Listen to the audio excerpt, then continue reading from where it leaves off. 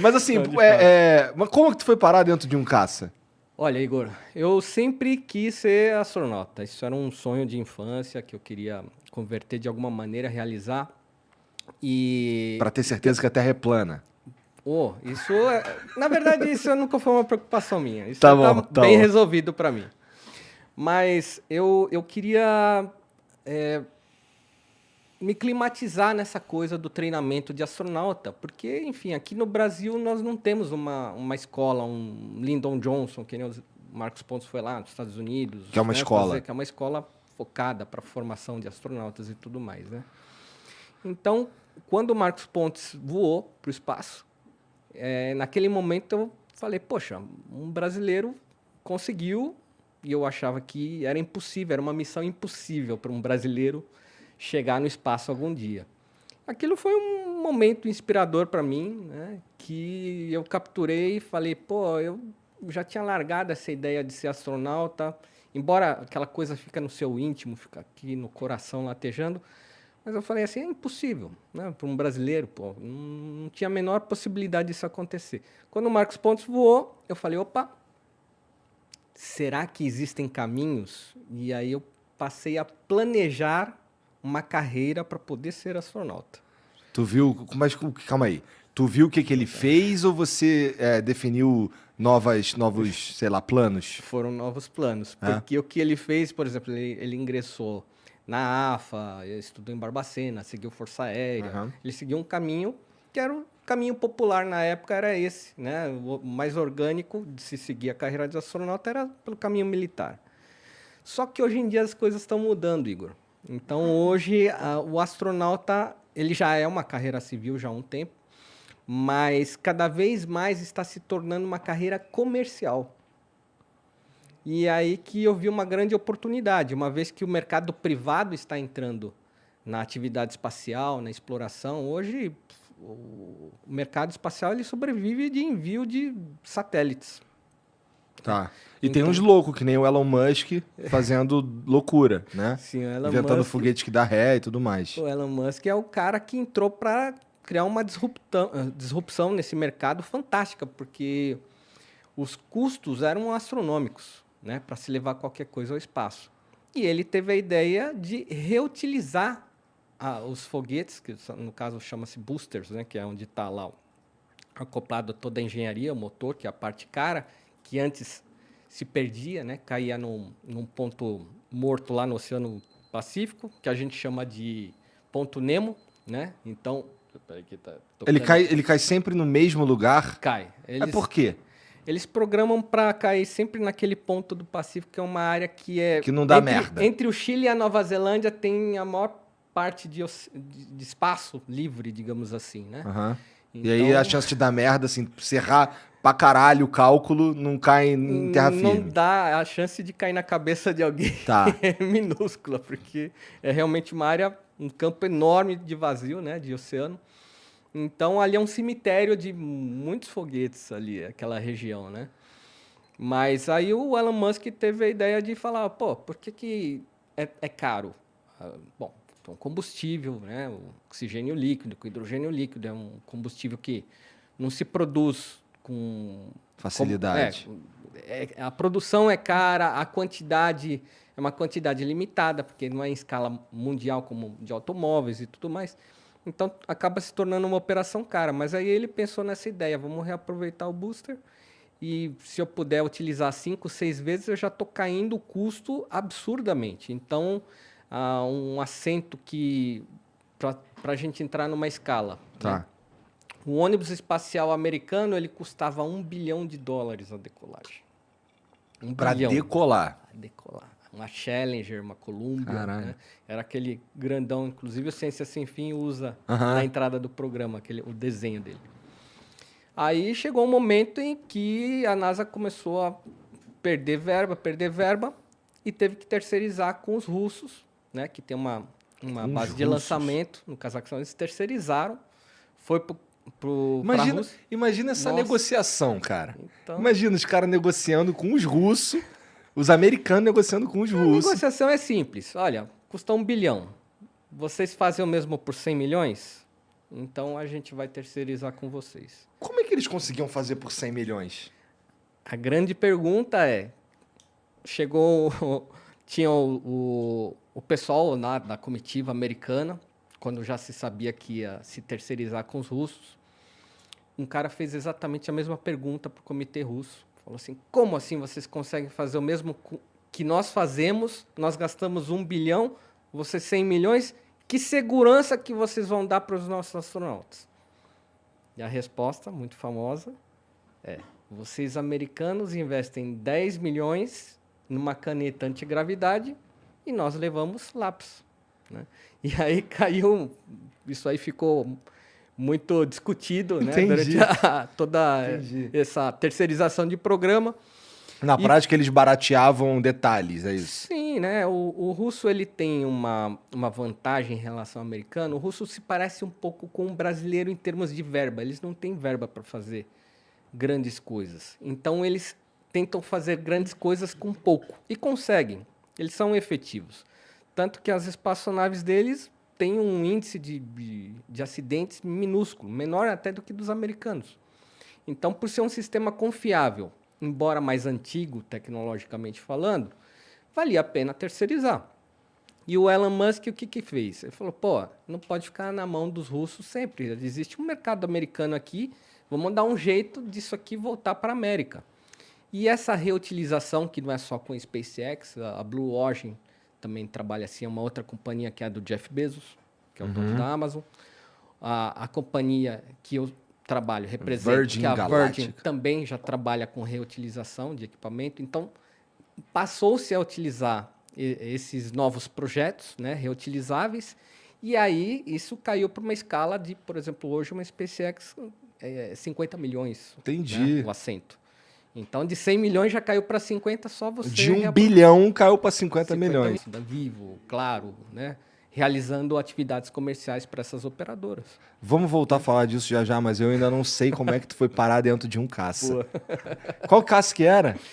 Eu fui a bordo de um caça MiG-29. MiG-29. Que é um caça de superioridade aérea. Então, o que quer dizer superioridade aérea? É o caça que, quando ele entra no ar, todos os aviões têm que abrir um guarda-chuva de espaço para aquele avião decolar. Ele é um avião que ele voa muito mais rápido do que os demais. Ele tem capacidades bélicas superiores também. Então, por exemplo, nós temos aqui no Brasil o AMX, que é um caça subsônico. Ele não é um caça de superioridade aérea, ele não é um caça linha de frente, né, para um ataque.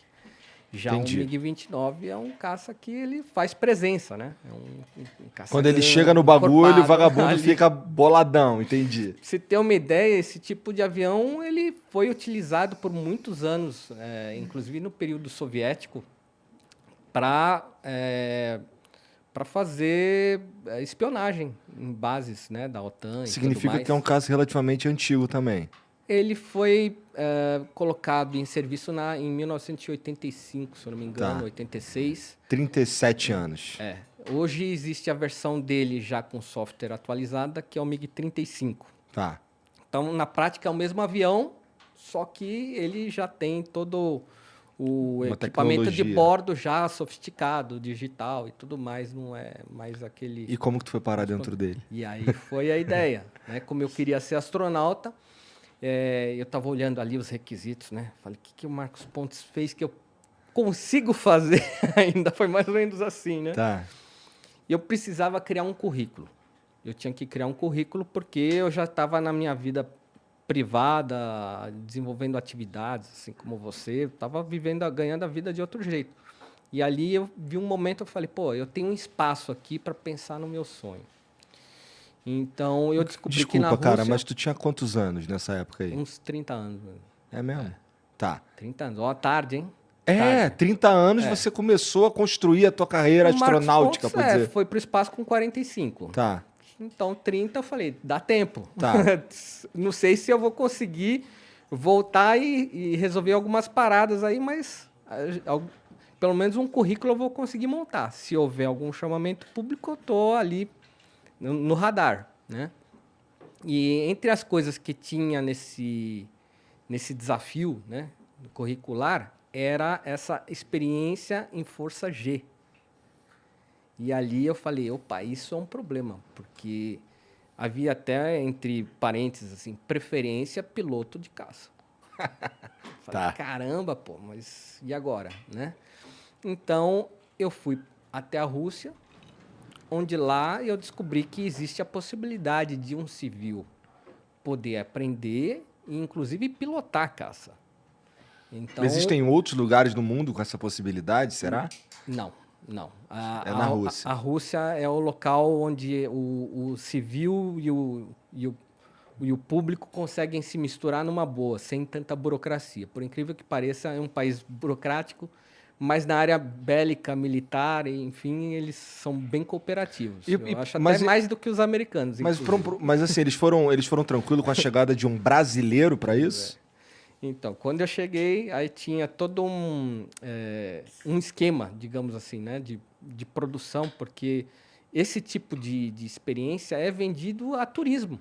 Ah, entendi. Pode ser vendido. Então, hoje eu posso levar o Igor a bordo de um caça, porque eu conheço lá o pessoal lá da base, né? Então, quando tu me chamou para dar rolê de caça, era na Rússia. Na Rússia. Tá maluco? Deixa eu aqui, irmão. Não, porque lá é legal. Lá você vai fazer coisas que aqui nem o piloto da Força Aérea da FAB pode fazer. Entendi. Eu lembro que quando eu conheci o Marcos Pontes, né? Eu estava a bordo de um avião e aí eu mostrei para ele, olha só o que eu fiz lá na Rússia, mostrei todas as acrobacias e ele olhou assim, ele falou, cara, se eu fizer isso na FAB, me cortam na hora. Entendi. Porque é loucura. Então, você consegue realizar algumas proezas acrobáticas lá na Rússia que aqui seria impossível no Brasil. Então, lá era o caminho. Eu consegui incluir, então, no meu currículo, forças em atividade G até 7Gs, o que já era mais do que o apropriado para um futuro astronauta. Tu não apaga, não? Numa... Apaga. né? Apaga. Daí mas assim, tu dá... Faz parte do show, digamos assim. Tem que apagar, inclusive. Entendi. Então, assim, tu apaga pilotando e isso é normal. É normal. E tu me chama pra dar rolê contigo? Porra, tô fora. Mas essa é uma apagada rápida. Sim. Você utiliza uma roupa, né, que é o Suite G, que é uma roupa apropriada para essas diferenças, né, de forças. E ela é uma roupa, ela funciona como uma espécie de um espartilho masculino, né? Tá. Não sei se isso existe, mas enfim. Ela é cheia de amarras e precisa de uma pessoa para te ajudar a vestir essa roupa. Então, você não consegue colocar ela sozinha. Ela é muito justa mesmo e eles ainda apertam bastante para ficar bem firme no corpo. E ela tem uma série de tubos contornando os seus membros, né? O braço, pernas e a coluna e tudo mais. E esse tubo, depois, ele é interligado no cockpit, lá no caça. Vocês criam uma simbiose, né? Viram um ser único, né? Você e o avião. Que nem Evangelion. Aí ninguém entendeu, mas tudo bem, vai. E aí o avião, uma vez que ele desenvolve algumas manobras muito rápidas, né? Então, a força G é aquela força contrária, que você comumente sente num parque de diversão, numa montanha-russa. Só que ali você não está mais descendo a 90 km por hora, uma queda de 90 metros. No caça, você está descendo a 1.500 km horários, uma queda de 1.500, 5.000 metros. É muito mais radical. Porra! Muito. Então, sim. Então, ali você vê o chão chegando muito perto. E o cagaço? Assim, tirando o fato de apagar, não dá um cagaço, não, cara? Não, ali era o meu momento masoquista. Ali eu estava feliz da vida, realizando um sonho de voar de caça. Então, para mim, é fantástico. Como que se preparou? Como é que foi a preparação para isso daí? Bom, a preparação de astronauta, ela começa em várias atividades da NASA em cursos. Tá, bom, já então, falamos disso, mas eu quero entender especificamente do caça. Ah, do caça, aí você vai rir um pouco. Ah, é? Porque a preparação é o famoso assim, chute nas costas e entra lá, né? Entendi, assim. Mas você já sabia voar. Sim. Então, pelo amor de Deus. Você chega lá, você tem a aula de instrumentação, né? Os instrumentos do cockpit, aprende o que é cada coisa, né? Se você vai mexer no botão, aí já vem um cara para... já dá aquele tapinha na mão, aí não toca, né? Mais ou menos assim, né? Uma coisa que é muito comum e eles falam mesmo, eles falam, ó, se você mexer aqui, você morre. Você lembra do Ivan Drago com o... com o Rock Balboa. Rock Balboa, né? You are dead. Né? Então, era mais ou menos assim. O cara chegava, né? Tocou aqui, morreu. Você morre. Eu falei, tá bom. Tocou aqui, você morre. Deve ter um monte de botão assim, né? Foi, não. Eu falei assim, bom, tá legal esse curso, né? Tô aprendendo a não tocar em nada, né? Daqui a pouco vai voar um sarcófago com o cara aqui, porque a múmia aqui não vai poder. Mas você pode realmente mexer, você pode pilotar o caça, você aprende a usar o manete, acelerar, né? Fazer curvas com o avião. Então, é uma experiência muito interessante e só é possível mesmo lá na Rússia com um caça supersônico. Existem outros países em que você pode utilizar jatos subsônicos, então aí tem uma diferença, né? O supersônico ele quebra a barreira do som. Ele atinge uma velocidade superior a 1.250 km/h. Com esse caça eu fui a quase Mach 2, que seria 2 vezes a velocidade do som. Se eu for fazer a mesma experiência, por exemplo, na Itália, enfim, na República Tcheca, uma ex-república russa, eu vou utilizar um avião subsônico que vai chegar a uns 800 km/h.